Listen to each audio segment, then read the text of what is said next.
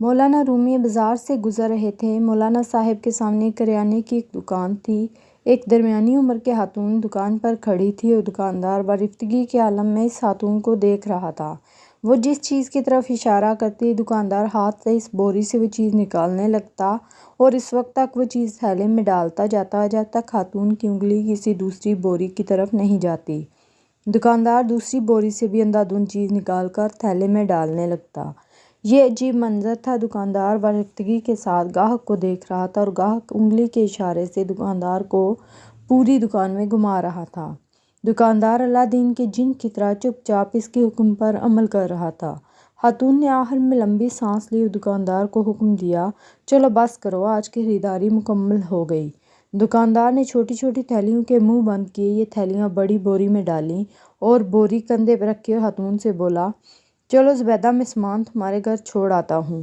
خاتون نے نخوت سے گردن ہلائی اور پوچھا، کتنا حساب ہوا؟ دکاندار نے جواب دیا، زبیدہ، عشق میں حساب نہیں ہوتا۔ خاتون نے غصے سے اس کی طرف دیکھا، واپس مڑی اور گھر کی طرف چل پڑی۔ دکاندار بھی بوری اٹھا کر چپ چاپ اس کے پیچھے چل پڑا۔ مولانا صاحب یہ منظر دیکھ رہے تھے۔ دکاندار خاتون کے ساتھ چلا گیا۔ مولانا صاحب دکان کے تھڑے پر بیٹھ گئے اور شاگرد گلی میں کھڑے ہو گئے۔ دکاندار تھوڑی دیر بعد واپس آ گیا۔ مولانا صاحب نے دکاندار کو قریب بلایا اور پوچھا، یہ خاتون کون تھی؟ دکاندار نے ادب سے ہاتھ چومے اور بولا، جناب، یہ فلاں امیر خاندان کی نوکرانی ہے۔ مولانا صاحب نے پوچھا، تم نے اسے بغیر تولے سامان باندھ دیا، پھر اس سے رقم بھی نہیں لی، کیوں؟ دکاندار نے عرض کیا، مولانا صاحب، میں اس کا عاشق ہوں۔ انسان جب کسی کے عشق میں مبتلا ہوتا ہے تو پھر اس سے حساب نہیں کر سکتا۔ دکاندار کی یہ بات سیدھی مولانا صاحب کے دل پہ لگی۔ وہ چکرائے اور بے ہوش ہو کر گر پڑے۔ شاگرد دوڑے، مولانا صاحب کو اٹھایا، ان کے چہرے پر عرق گلاب چھڑکا، ان کی ہتھیلیاں اور پاؤں رگڑے۔ مولانا صاحب نے بڑی مشکل سے آنکھیں کھولیں۔ دکاندار گھبرایا ہوا تھا۔ وہ مولانا صاحب پر جھکا اور ادب سے عرض کیا، جناب، اگر مجھ سے کوئی غلطی ہو گئی ہو تو معافی چاہتا ہوں۔ مولانا صاحب نے فرمایا، تم میرے محسن ہو، میرے مرشد ہو، کیونکہ تم نے آج مجھے زندگی میں عشق کا سب سے بڑا سبق دیا۔ دکاندار نے حیرت سے پوچھا، جناب، وہ کیسے؟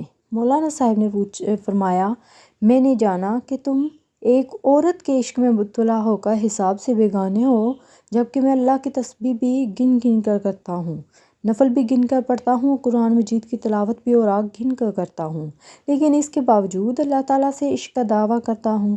تم کتنے سچے اور میں کس قدر جھوٹا عاشق ہوں۔ مولانا صاحب وہاں سے اٹھے، اپنی درگاہ پر واپس آئے اور اپنے استاد حضرت شمس تبریز کے ساتھ مل کر عشق کے 40 اصول لکھے۔ ان اصولوں میں سے ایک اصول بے حساب اطاعت بھی تھا۔